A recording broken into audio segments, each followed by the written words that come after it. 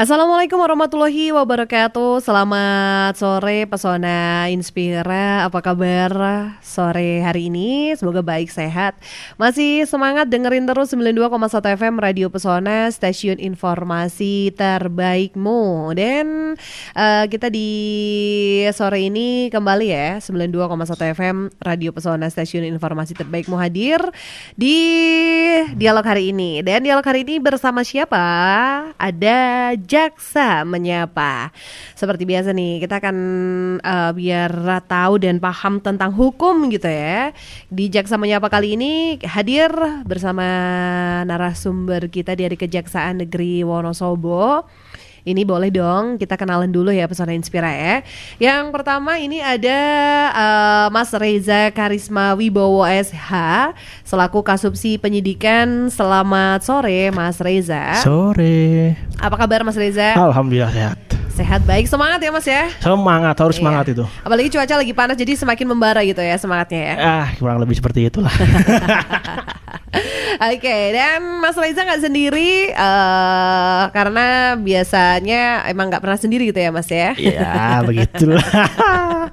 Jadi apa yang ditemenin kali ini ditemenin juga sama Kepala Seksi Pidana Khusus dari Kejaksaan Negeri Wonosobo, Bapak M. Iqbal Hajarati SHMH. Selamat sore Pak Iqbal. Selamat sore.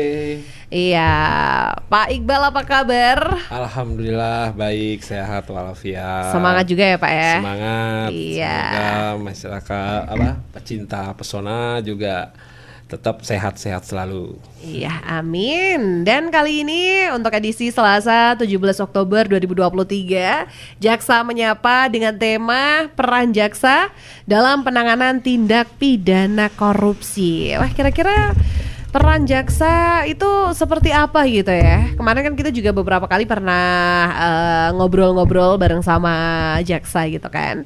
Dan kali ini kira-kira peran jaksa dalam penanganan tindak pidana korupsi apa aja perannya? Tapi sebelum kita tanya peran-perannya gitu kan. Nah ini kita pengen tahu dulu sebenarnya korupsi itu apa? Kemudian juga apakah itu adalah salah satu tindak kriminal atau tindak pidana yang sangat-sangat berbahaya untuk bisa harus diberi hukuman atau sanksi, dan seperti apa kira-kira gitu. Jadi kita akan kenalan ya. Nah Pesona Inspira boleh silakan yang mau gabung di 0823 2383 9996. Barangkali ingin sekedar menyapa Mas Reza atau Pak Iqbal, ingin berkenalan, atau juga mungkin ada hal-hal yang nanti pengen ditanyakan ya. Langsung saja silakan di nomor 0823 2383 9996. Baik. Nah, kita ini mungkin kenalan dulu sama apa tuh korupsi. Tapi mungkin bisa sedikit lah kita kenalan sama Mas Reza atau Pak Iqbal terlebih dahulu di Kejaksaan tuh sebagai apa, seperti apa tugasnya gitu. Silakan. Oke. Terima kasih Mbak. Saya dengan Iqbal ya, panggilannya dengan Iqbal. Saya kebetulan Kepala Seksi Tindak Pidana Khusus di Kejaksaan Negeri Wonosobo. Nah, kebetulan saya dibantu di sini oleh Kasubsi Penyidikan di bidang Pitsus, yaitu tindak pidana khusus. Jadi perlu diketahui Kejaksaan Negeri Wonosobo di seluruh kejaksaan seluruh Indonesia memang di sini memiliki 6 bidang ya.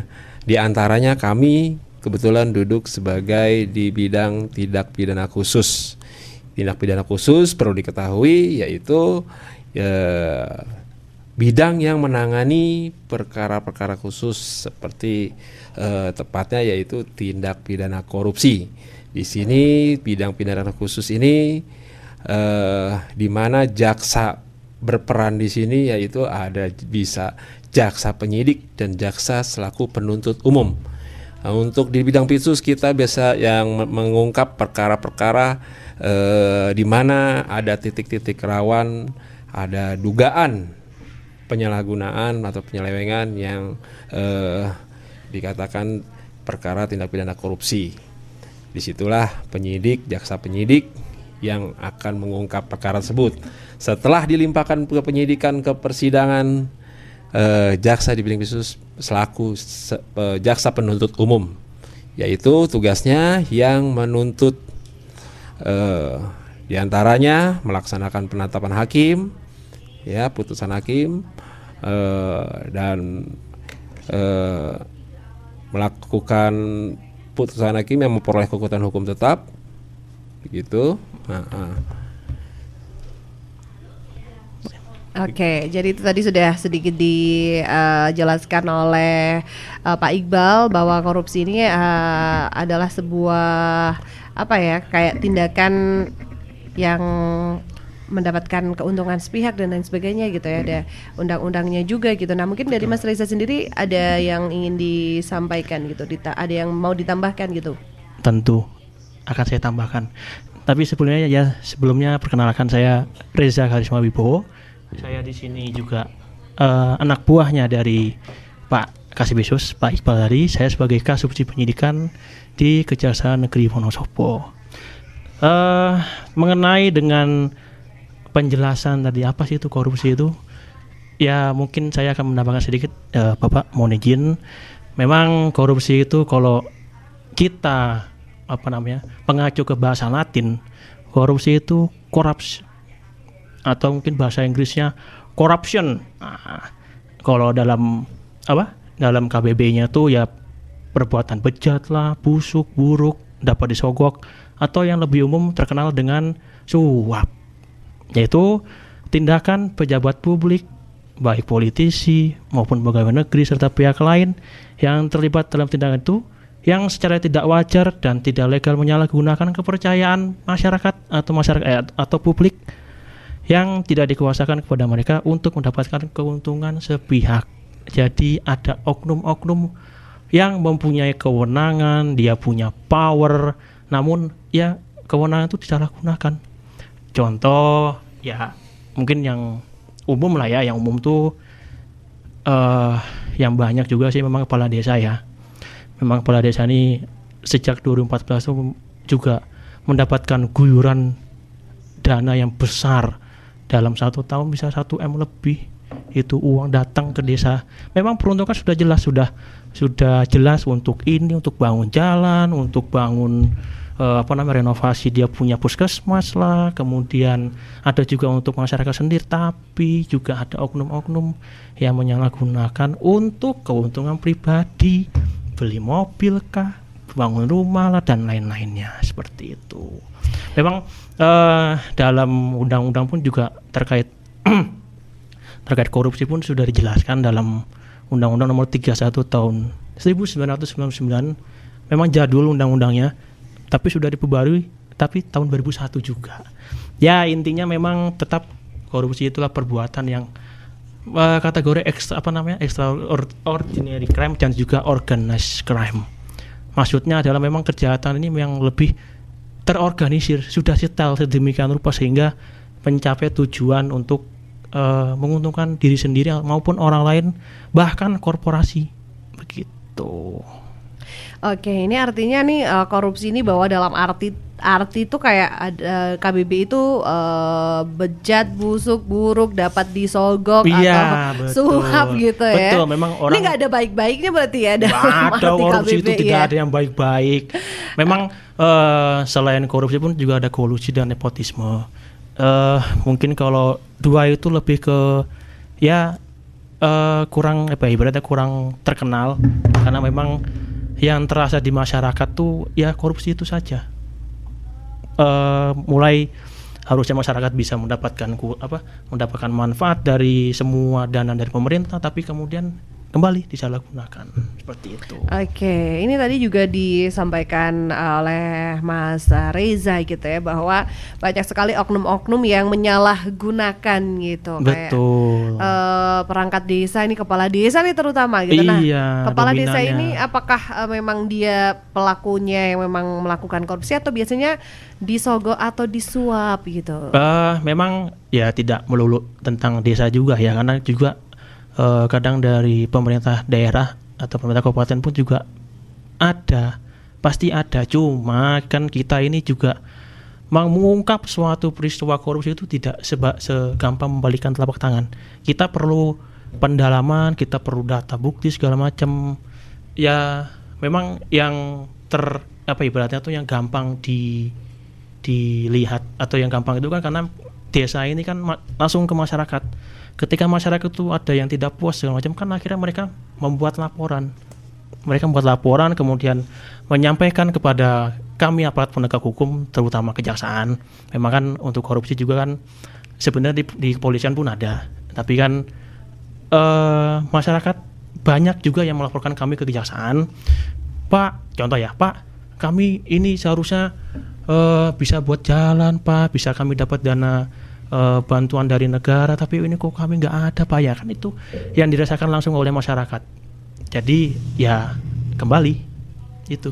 Oke, setelah ada laporan kemudian bagaimana proses penyelidikan itu biasanya, apakah dari kejaksaan juga yang harus mencari informasi atau sumber-sumber yang jelas gitu? Oke, memang kalau memang masyarakat tuh lapornya ke kejaksaan, tentu kan kami tidak lanjutin. Orang yang melapor pun juga kami lindungi, karena kan ini namanya orang lapor kan pasti bahasa kasar, saya kan bukan orang sini ya. Ngapain kamu lapor-lapor? Kan bisa diselesaikan baik-baik. Itu umum sekali terjadi itu. Makanya ketika orang tuh lapor, kita simpan rahasianya rapat-rapat. Baru setelah itu dari yang orang yang melapor itu kita buatlah ibaratnya itu sesi konfirmasi nih ke yang bersangkutan nih, gimana nih, bener nggak gini nih. Setelah dikonfirmasi kita lakukan penyelidikan, kemudian kita juga ada turun ke lapangan. Oh ternyata ya muncul nih, ada nih suatu perbuatan melawan hukum yang sudah ada bukti permulaan yang cukup. Nah, barulah nanti kita dari tim penyelidik kita berembuk, oke, ini perkara bisa kita naikkan ke penyidikan. Nah, penyidikan barulah kita dalami semua barang buktinya, semua alat buktinya kita dalami semua. Barulah nanti dilimpahkan ke persidangan, ke penuntutan. Dan alur semua itu adalah peran kami sebagai jaksa dalam bidang tindak pidana khusus. Memang untuk tindak pidana khusus juga tidak terlepas hanya korupsi saja, juga ada perkara perpajakan bisa masuk, kemudian ada terorisme juga termasuk kalau memang ada yang melapor. Ya alhamdulillah Wonosobo ini sementara aman ya dari terorisme, cuma kita berharap semoga selalu tidak ada terorisme. Selalu aman gitu ya. Mudah-mudahan seperti itu. Nah, itu hanya kemudian ada juga kalau di sini kan memang daerah gunung pun tidak ada perkara tidak pidana kelautan.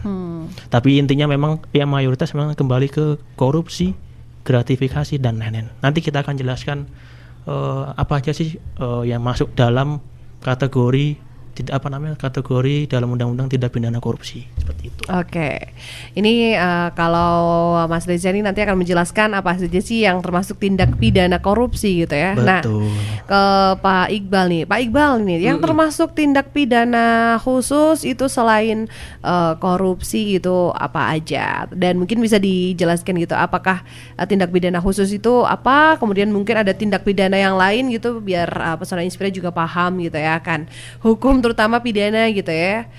Sebelum kita lebih lanjut ke apa aja sih tindak pidana korupsi itu gitu. Oke, tindak pidana khusus itu yaitu mencakup suatu perkara seperti yang sudah pasti korupsi sudah masuk di dalam lingkup di seksi tindak pidana khusus ya. Di sini juga ada namanya perpajakan tadi seperti dikatakan Mas Reza, itu juga masuk kategori di ranah penanganan perkara di bidang tindak pidana khusus. Berikut juga ada bea cukai, ya kan? Bea cukai itu masuk di seksi tindak pidana khusus. Nah, jadi yang perkara-perkara setidaknya sedikit khusus lah. Beda ceritanya khusus itu seperti narkotika atau perlindungan anak, itu masuknya ke ranah seksi tindak pidana umum. Nah, itulah di bagian kejaksaan ada bidangnya sendiri juga gitu loh. Nah, di samping itu juga saya mendalami juga bahwasannya kalau di bidang khusus itu ya kita jaksa itu kan pada umumnya ya kalau di tindak pidana umum kan kita menerima perkara ya dari penyidik Polri ya, perkara-perkara yang seperti KUHP ya, pencurian dan lain sebagainya itu kan di awal ditindak oleh penyidik Polri, lalu diteliti dengan kami, baru kami yang membawa persidangan. Nah, penyidik Polri juga ada kewenangan juga dia untuk pengungkapan, untuk pengungkapan tindak pidana korupsi. Mereka juga sama halnya di tingkat penyidikan di tangan mereka. Begitu sudah memasuk penuntutan, dia mengirimkan perkara tersebut ke kami seperti pada umumnya dari SPDP ya, berkas. Nah, jaksa Pitsus nih yang mengungkap, yang meneliti gitu. Betul. Yang meneliti berkas tersebut sudah lengkap apa belum, ya kan? Perbuatan melawan hukumnya ada, kerugian negaranya ada. Nah, di sini ya perlu diketahui ya, kalau seksi tindak pidana khusus terkait korupsi, di situ yang pertama adalah penyelewengan atau menyalahgunakan kewenangannya. Siapapun beliau menyalahkan kewenangannya itu, yaitu mendapat menimbulkan kerugian negara. Jadi ada uang negara nih, uang negara yang diberikan oleh negara tapi tidak untuk peruntukannya, diselewengkan, disalahgunakan. Lah inilah yang kami sedang tindak lanjuti gitu loh. Seperti yang tadi yang sedang kami alami ya, yang kita lagi jalankan ya, perkara-perkara desa ya, perkara yang sudah sedang penuntutan juga ada tentang terkait korupsi koperasi ya, kayak gitu. Masih proses persidangan tapi. Nah, tapi masih posisi persidangan begitu. Oke, ini yang menjadi pengamanan dari kejaksaan sendiri ini apakah keuangan negara atau mungkin perekonomian negara atau kira-kira yang seperti apa aja nih gitu? Ini kan kejaksaan ini kan melindungi uang negara nih pasti gitu. Sebenarnya ya. Betul. Atau mungkin kayak seperti bea cukai mungkin dan terkait perekonomian negara juga, atau seperti apa nih kira-kira?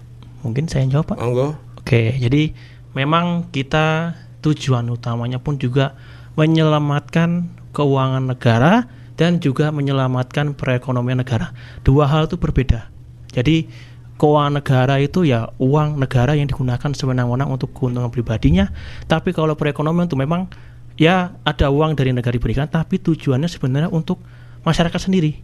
Contoh lah, misalkan ada suatu badan usaha, dia itu ada dikhususkan dana oleh pusat sekian miliar. Kemudian dari badan usaha ini seharusnya sudah disalurkan kepada masyarakat yang akan mendapatkan ibaratnya itu suntikan modal. Tapi dilalah uangnya itu bukan untuk itu, tapi digunakan untuk pribadinya, juga untuk dia punya badan usahanya. Nah, itu juga salah satu perbedaan perekonomian tadi itu. Dan juga untuk pengembalian fokus utama juga terkait aset yang sudah dibeli dari uang pribadi itu kita lacak juga. Tidak semena-mena korupsi. Kamu misalkan sama hakim tuntut 2 tahun, tapi tidak semena-mena gitu aja. Dia juga harus mengembalikan aset-aset yang sudah dia beli, itu harus kita rampas untuk dilelang dan kembali kepada negara juga, seperti itu. Jadi Pitsus itu seksi, Mbak. Ya, saya mengatakan seksinya dari seksi jenis perkara pengungkapannya. Dalam hal bukan sekedar hanya untuk menyidangkan, menuntut, selesai, tidak. Kita memberikan tuntutan atau pertanggungjawaban pidana terhadap terdakwa itu bukan terlepas dia harus mempertanggungjawabkan seperti itu saja, tapi bagaimana kita bisa mengungkap pemulihan keuangan negaranya kembali yang sudah digunakan, ya kan, yang sudah dihabiskan keuangan sekian, bagaimana kita bisa mengungkap aset-aset dari terdakwa, bagaimana kita bisa dapat melakukan penyitaan terhadap aset tersebut dan akan dikembalikan kepada negara. Itu loh. Itu yang agak sedikit saya katakan seksi, ya kan. Disitulah seksi. Ada tantangan sendiri gitu ya, Pak ya. Wah, itu luar biasa itu. Luar biasa, Pak. Kita dalam mengungkap aset itu memang harus benar-benar jeli, karena ya kembali namanya juga orang yang sudah ibaratnya mensetel sedemikian rupa biar asetnya itu aman. Tetap namanya peribahasa yang hampir tercium itu. Jadi bakal tercium juga. Akan ketemu juga asetnya. Tinggal bagaimana dari etikat baik dari pelaku, tersangka ataupun terdakwa ini ya kan akan jadi penilaian kami juga. Gitu. Kooperatif, harus memberikan tahu itu. Kooperatif ya. Jadi kalau misalnya nih si pelaku ini kena hukuman atau sanksi penjara gitu misalnya. Betul. Tapi ini uang negaranya belum kembali gitu ya. Itu yang jadi PR gitu ya, Pak ya. Itu PR kami, dan juga ya kami pun juga dari pusat juga ibaratnya tuh mohonlah ini aset atau kerugian keuangan negara harus bisa didapatkan kembali. harus setimpal Harus setimpal apa yang dipergunakan. Contoh misal 1 miliar, kita bisa dapat melebihi asetnya lebih dari 1 miliar, ya itu udah suatu progres, prestasi, ya kan. Minimalnya kita sudah bisa mengembalikan apa yang udah digunakan gitu loh oleh para terdakwa gitu. Oke, nah nih misalnya kalau asetnya ini kan misalnya dia menggelapkan uang atau korupsi sebesar 1 M gitu ya. Kemudian bisa nggak sih kayak menyita sembarangan gitu? Maksudnya menyita ya apa yang dia punya ya udah disita karena kita kan nggak tahu nih itu beli dari uang apa gitu misalnya ya. Wah, kalau itu Di situ juga, Mbak. Di situ juga kami harus cermat meneliti bahwasannya di mana diawali tindak pidana itu dilakukan, ya kan? Di mana harta kekayaan itu dimiliki, sejak kapan? Nah, kami di situ harus cermat, Mbak. Disitulah kami untuk lakukan. Oke, kalau misalnya nih udah dijual asetnya atau dan lain sebagainya, bisa nggak sih diganti dengan aset yang dia miliki sebelumnya gitu misalnya? Nah, ini menarik. Kalau memang nanti dari putusan hakim sudah menyatakan harus membayar kerugian, namanya uang pengganti ya, dari kerugian yang sudah dialami oleh negara itu diganti dengan uang pengganti. Apabila uang pengganti ini tidak ada dikembalikan dalam waktu sekian bulan, itu dari kita diberikan kewenangan ya, karena kan kami pelaksana dari putusan hakim, kita akan melacak harta-harta yang ada dimiliki oleh dia. Kemudian dari harta itu kita cek, kemudian kita rampas untuk aset. Nanti baru dari itu dinilai oleh apa? Kalau di lembaganya namanya KPKNL. KPKNL itu biasanya untuk yang terkait lelang-lelang lah ya.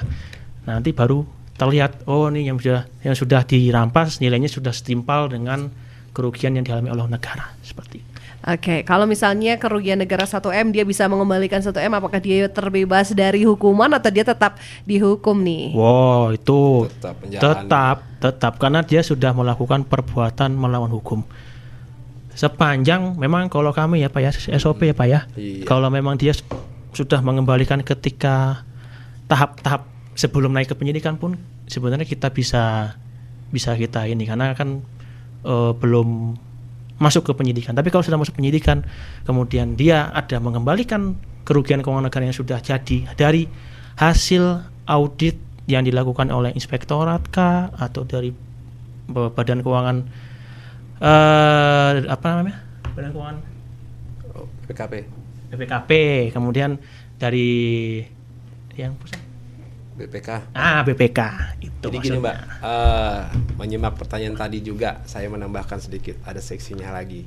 Contoh tadi katakan dia seorang terdakwa menggunakan uang atau penyelewengan keuangan negara sebanyak 1 miliar dan sedang lagi pada saat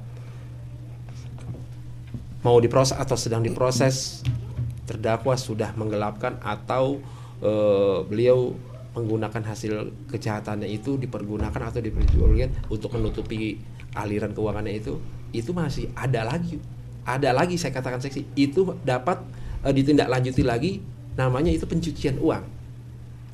Jadi kita bisa penambahan pasal lagi terhadap terdakwa yang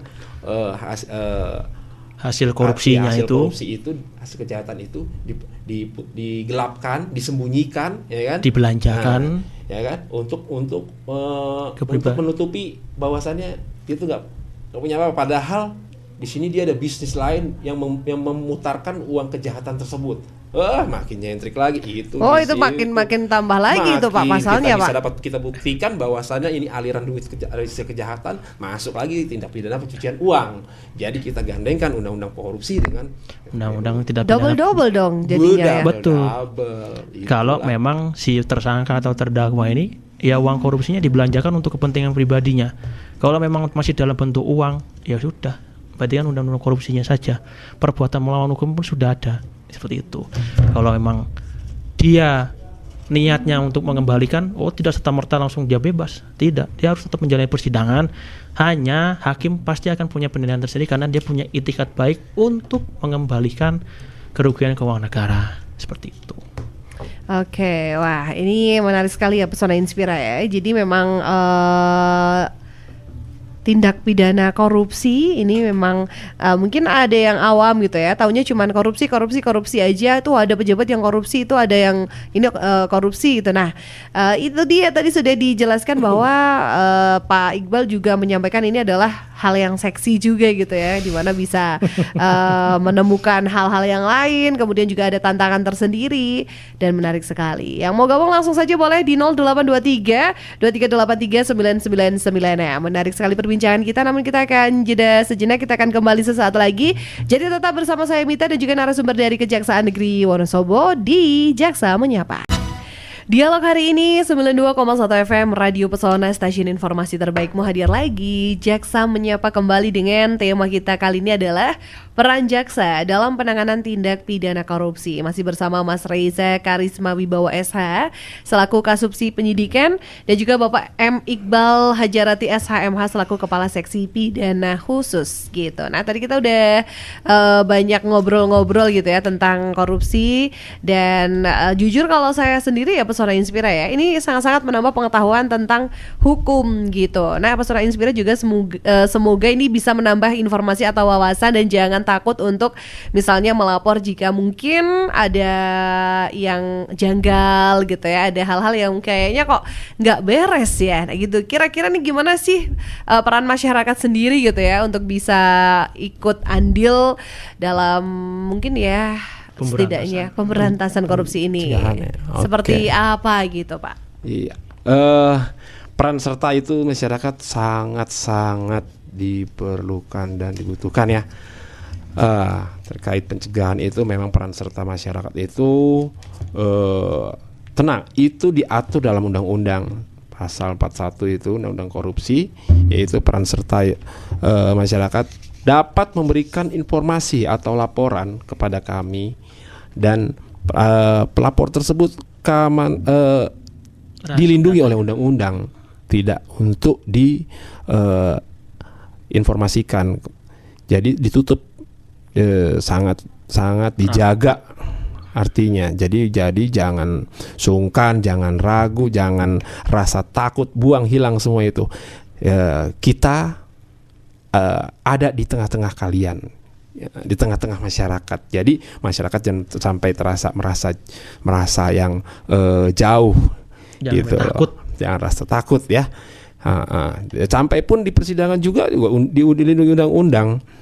Sampai di persidangan majelis hakim pun juga akan menutup kerahasiaan ya pelapor itu sampai identitas pelapor. Jadi tenang saja bagi teman-teman di masyarakat, ada yang janggal ya kan, mau dikonsultasikan atau membuat laporan, monggo. Di sini kita ada penegak hukum, yaitu ada kejaksaan, ada dari kepolisian, ada dari KPK yang dapat mengungkap tindak pidana korupsi. Seperti itu. Yang pasti untuk pencegahan ya kita melihat pertama ya dari diri kita sendiri juga sih ya, diri kita sendiri. Contohlah kita seorang pegawai negeri misalnya ya kan, yang menerima uang dari negara, gaji ya kan, kita bisa menjalani kerjaan dengan baik, tidak korupsi waktu tepat waktu, masuk dan pulang, itu saja sudah mendisiplinkan diri kita sendiri untuk tidak korupsi. Ya, seperti itu kira-kira Mbak. Oke. Ini waktu nggak kelihatan, tapi sebenarnya itu dari cerminan diri sendiri untuk tidak melakukan korupsi-korupsi yang lain gitu. Contoh ya. Kecilnya seperti itu. Contoh kecilnya seperti itu. Tapi ini untuk masyarakat jangan takut ya, karena ini pasti akan dilindungi gitu. Dan ini bapak-bapak jaksanya tuh tidak menakutkan sebenarnya, bersahabat ya. Kelihatannya aja di luar garang, padahal sebenarnya hatinya aduh. Gitu. Jadi silakan masyarakat yang mungkin kira-kira ada hal janggal atau mungkin kebetulan nih memang penerima bantuan nih misalnya, tapi kok bantuannya kok tidak sesuai yang harusnya mendapat gitu ya, mungkin ada potongan atau yang lain sebagainya, silakan boleh melapor gitu. Nah, hal-hal yang kira-kira yang bisa dilaporkan itu kira-kira apa aja sih gitu ya, jangan sampai nih masyarakat lapor ternyata itu adalah bukan salah satu ranah tindak pidana korupsi gitu misalnya. Memang ya mungkin saya sebutkan dulu sarana untuk orang lapor itu ya. Jadi kalau masyarakat tuh ingin melapor atau para bapak-bapak ibu-ibu ingin melapor, ada dua metode. Yang pertama dari pemerintah daerah itu ada menyediakan lapor bupati. Nah, Itu silahkan nanti dari masyarakat melaporkan suatu perbuatan melawan hukum, contoh korupsi, suap menyuap, ya semua pokoknya terkait dengan masih korupsi, penyalahgunaan wewenang juga itu nanti jelaskan semua, uraikan semua bagaimana peristiwanya dan lain-lain. Nah nanti pasti akan ditindaklanjuti oleh dari pemerintah daerah. Tapi kalau masyarakat tidak percaya dengan pemerintah daerah, misalkan kita juga di website kejaksaan pun juga ada lapor. Kita silakan nanti mengakses di website kejaksaan, ditulis saja nanti di Google Kejaksaan Negeri Wonosobo. Nanti di sana ada websitenya dan di sana juga ada tombol lapor. Sama, itu dilaporkan semuanya terkait peristiwanya seperti apa, kemudian bentuknya gimana. Ya itu juga memang harus jelas ya, karena itu salah satu bentuk dari peran masyarakat yang sebagaimana tadi disebutkan oleh Pak Iqbal atau Pak Kasipisus, itu ada di dalam pasal 41. Nah ini diwujudkan ya, atau harus ibaratnya masyarakat tuh peran sertanya itu dalam bentuk mencari, memperoleh dan memberikan informasi adanya dugaan telah terjadi tindak pidana korupsi. Kemudian hak untuk memperoleh pelayanan dalam mencari, memperoleh, memberikan informasi masyarakat adanya dugaan telah terjadi tindak pidana korupsi. Nah itu, kalau yang hak untuk memperoleh kan tadi ada sarananya. Kita harus siapkan pelayanannya. Dan tetap nama dirahasiakan serapat-rapatnya sampai sidang, sampai memang perkara ini naik, sidang juga, sampai putusan pun kita rapat sampai forever and ever. Nah gitu. Oke, artinya ini aman Pesona Inspira kalau misalnya ada menemukan hal yang janggal atau mungkin itu adalah dugaan korupsi, bisa lapor BUP tadi bisa. Tapi kalau misalnya kurang puas, pengen cepet langsung direspon sama Kejaksaan Negeri, ke website dari Kejaksaan Negeri juga bisa banget gitu. Betul. Jadi masyarakat juga bisa turut serta mempunyai peran untuk bersama-sama mencegah korupsi gitu ya. Nah, Mas Riza mungkin sedikit bisa dijelaskan gitu untuk tindak pidana korupsi itu apa aja sih gitu? Oh iya, lupa tadi saya nggak jelaskan tadi ya. Iya, itu dia. Oke, yang pertama tentu korupsi itu sendiri. Kemudian yang kedua tuh suap menyuap. Ini biasanya terkait dengan jabatan. Bisa juga untuk ibaratnya mempercepat. Nah, memang biasanya memang terkait dengan bukan pengadaan ya, penerimaan lah mungkin, contohnya satpam lah dan lain-lain seperti itu. Kemudian juga ada penggelapan dalam jabatan juga ada, kemudian pemerasan pun ada juga, kemudian gratifikasi. Memang selama ini yang kita temuin pun juga biasanya itu modus-modusnya lah ya, itu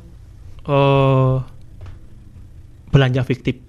Itu mungkin seperti kayak ada orang yang bertransaksi kepada suatu toko, tapi dia ini ada meminta bon kosong, minta juga untuk nilainya di markup seperti itu. Terus juga itu ada juga yang orang atau pegawai ini dia pura-puranya pergi keluar kota padahal tidak ada keluar kota. Ya sekedar administrasi yang fiktif-fiktif seperti itu. Mungkin itu yang lebih umumnya seperti itu. Oke, nah ini kayak bon kosong ini juga biasanya sering terjadi gitu ya, kayak gratifikasi. Nah untuk gratifikasi sendiri kan kadang kita nggak tahu kalau itu adalah ternyata gratifikasi gitu, padahal kayak sebuah gift atau hanya memberi gitu misalnya. Memang betul. Nah, itu kan kita juga harus membatasi diri. Ini dalam rangka apa ini? Pemberian hadiah untuk apa? Kalau emang ya udah untuk saya, untuk bapak saya ikhlas segala macam, ya mungkin beda cerita Pak ya. Tak dulu yang menerima tersebut, yang memberi tersebut, apakah ada kaitannya dengan adanya suatu perbuatan melawan hukum, penanganan perkara seperti itu, atau supaya ada maksud tujuannya untuk dimudahkan atau untuk supaya saya dapat tempat yang bagus dan lain sebagainya, macam-macam pemberian itu kepada gratifikasi tersebut dalam konteks apa nih gitu loh. Beda cerita ya, si bapak dan si orang ini mungkin anggap seperti apa, nggak ada kaitan apa-apa, memang jalinan silaturahmi itu loh. Tapi dilihat dulu konteksnya nih, ada kedudukan Kira-kira ada nggak, kepentingannya ada nggak kepentingan nih? apa di balik itu, kira-kira gitu. Jangan cuma mungkin pemberian ucapan terima kasih atau apa, tapi kita lihat juga nih ada modusnya enggak gitu ya. Rata-rata memberikannya yang bukan yang sekedar ini nilai kecil, tapi udah pasti yang fantastis lah, yang di luar dari kemampuan. Wow, kok memberikan hadiahnya nilainya besar sekali kalau ada. Nah, itu patut diduga. Oke. Tapi kalau misalnya agar silaturahmi tidak terputus, pinjam dulu 100 gitu. Kembali lagi. Itu beda lagi ceritanya. Itu beda lagi ya. Itu lagi itu. Itu jaluk tulung tuh. Artinya kalau gratifikasi ini ada nominal-nominal yang memang di luar perkiraan sewajarnya gitu mungkin ya. Iya, pokoknya itu membebankan dari salah satu pihak lah, atau dua-duanya nih, ngapain kok ngasih uang banyak segini, dalam rangka apa ini kan, seperti itu. Intinya dalam suatu ranah untuk melicinkan suatu perbuatan melawan hukum. Itu aja. Oke, ini ada satu pertanyaan dari Ririn di stasiun nih, mau tanya apa sih? Sebentar, stasiun, emang ada stasiun di sini ya? Ya, stasiun sih. Oh. Ya, itu namanya apa ya? Nggak tahu sih, masuknya Wonosobo Barat sih kayaknya. Tapi kampung stasiun ada. Oh gitu. Iya, namanya kampung stasiun, dulunya adalah memang stasiun. Oh, ya harap maklum, saya bukan orang Wonosobo. Aslinya mana Mas Reza? Saya asli Surabaya. Oh, Surabaya. Oke. Surabaya Mas ya. Gitu ya. Iya, oke, Mbak Ridin ini mau tanya sih, apa yang membedakan tindak pidana khusus dan tindak pidana umum? Wah, menarik nih. Iya, ini memang kalau itu kita bisa jelaskan menurut Undang-Undang Kejaksaan. Iya. Memang kita yang membedakan antara umum dan khusus itu ada di dalam Undang-Undang Kejaksaan. Sebentar ya, saya buka dulu. Simple. Iya. Nih, Atau contoh. mungkin karena khusus itu spesial, penanganannya agak ekstra gitu mungkin, atau gimana ya, kira-kira? Gini aja, simple untuk Mbak Ririn yang perlu diketahui, kalau pidana umum, tindak pidana umum yang pasti melanggar atau peraturan perundang-undangan di KUHP. Itu umum. Ya, itu umum. Tapi Ya, juga ada cenderung kalau khusus di luar KUHP yang saya katakan tadi, seperti tindak pidana khusus, itu undang-undangnya berdiri sendiri, gitu loh. Kalau umum itu di dalam KUHP sudah bisa kita rincikan lah garis besarnya. Contohnya misalnya pencurian, penggelapan, penipuan, ya. Itu masuk tindak pidana umum. Nah, khusus, tindak pidana khusus itu di luar KUHP yang undang-undang berdiri sendiri, seperti undang-undang kehutanan, narkotika, ya, kepabeanan, kelautan, wah, kelingkungan hidup, ya kan, kehutanan, waduh. Itu kira-kira seperti itu, Bea Cukai. Jadi bisa mencermati di situ. Oh, khusus itu ya. Oh, berarti nah kalau kami saat ini sebagai sekti tindak pidana khusus, nah khususnya yaitu tindak pidana korupsi, tindak pidana Bea Cukai, ya kan, tindak pidana pajak. Nah, itu maksudnya tindakan khusus. Nah, tapi pengertian dari khusus itu yaitu garis besarnya di luar KUHP, gitu loh. Oke, Iya, semoga terjawab ya Mbak Ririn ya. Walaupun ini Mbak Ririn dalam hati gue aja nggak tahu KUHP yang KUHP apa aja gitu. Mungkin tak perjelas saja satu lagi. Jadi emang untuk kami di Kejaksaan memang kan ada membedakan umum dan khusus. Nanti silakan Mbak Ririn ya, silakan buka Google, buka Undang-Undang nomor 20, bentar ya. Pokoknya Undang-Undang Kejaksaan, Undang-Undang nomor 16 tahun 2004. Di situ tertera perbedaan umum dan khusus. Yang khusus itu apa? Itu yang sudah diatur dalam undang-undang yang ada dalam penjelasan Undang-Undang Kejaksaan itu. Agak ribet, tapi memang ada pembedanya. Memang kalau contohnya kalau kita tahu lah pencurian, kemudian pembunuhan, narkotika pun sebenarnya khusus. Namun dalam kami itu masuk dalam tindak pidana umum. Pokoknya ranah pembeda khususnya itu ada di Undang-Undang Kejaksaan. Lex spesialis. Iya, ini menambah pengetahuan banget ya. Ini biar Mbak Ririn juga akhirnya mau membuka pasal-pasal gitu ya. Karena mungkin hanya denger gitu, terus akhirnya oke lah saya buka gitu biar tahu gitu ya. Memang kalau untuk KUHP memang banyak pasalnya pasti akan apa sih ini? Iya.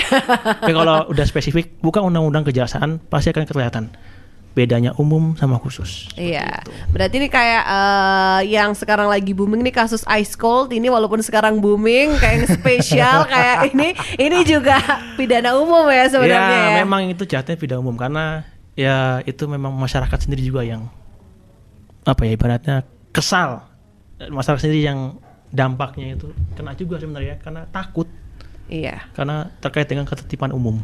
Seperti itu. Ya itu adalah tindak pidana umum, tapi sekarang kayak jadi khusus mungkin gitu. Karena kan dikawalnya satu Indonesia nih kayaknya betul, gitu ya. Memang itu, luar biasa ya. Perlindungan anak itu khusus. Itu undang-undang khusus tapi umum maksudnya. Untuk itu perlindungan khusus tapi masuknya ke Iya, undang-undangnya ya di luar KUHP tapi dia masuk ke tindak pidana umum gitu. Oke, wah luar biasa sekali Pesona Inspira perbincangan kita ya sampai udah jam 4 lebih dan berarti saatnya kita harus pamit. Tapi sebelum pamit kita akan kasih closing statement ke masing-masing narasumber. Kira-kira mau pantun kah atau mungkin mau ada kata-kata mutiara atau mungkin pesan gitu ya untuk Pesona Inspira untuk masyarakat Wonosobo terkait dengan tema kita hari ini adalah peran jaksa dalam penanganan tindak pidana korupsi. Ya, silahkan dari siapa Pak dulu? Subsidik. Bapak dulu. Udah satu simple aja. Capek simple ya. Jauhi korupsi seperti layaknya kalian menjauhi narkoba. Karena apa? Dari korupsi itu bikin ketergantungan. Sudah menikmati dari itu terus pengen lagi. Akhirnya apa ya sudah menikmatilah. Ketahuan satu korupsi, satu perbuatan kalian tuh pasti akan tercium dan kita akan ada laporan yang ada masyarakat yang mengadu. Kita tindak lanjutin seperti itu. Oke, dari Bapak? Ya, sama. Iya artinya jauhi korupsi seperti jauhi narkoba ya Pak ya. Karena ternyata enak juga nih ya pakai uang negara itu nggak usah capek-capek tapi hati-hati. Tidak seperti itu Ferguson. Baik, terima kasih sekali Mas Reza dan juga Pak Iqbal untuk informasi yang diberikan kali ini, dan kita nantikan informasi-informasi lainnya dari Jaksa Menyapa dari narasumber-narasumber kita di Kejaksaan Negeri Wonosobo. Terima kasih Pak Iqbal, Mas Reza, terima kasih atas waktunya. Ini suatu pengalaman yang luar biasa bagi saya. Sukses terus pastinya dan sampai ketemu lagi ya Pesona Inspira. Terima kasih yang udah gabung. Kita sambung lagi di lain kesempatan. Saya Mita dan narasumber pamit. Selamat sore, sampai jumpa. Wassalamualaikum warahmatullahi wabarakatuh. Dialog hari ini.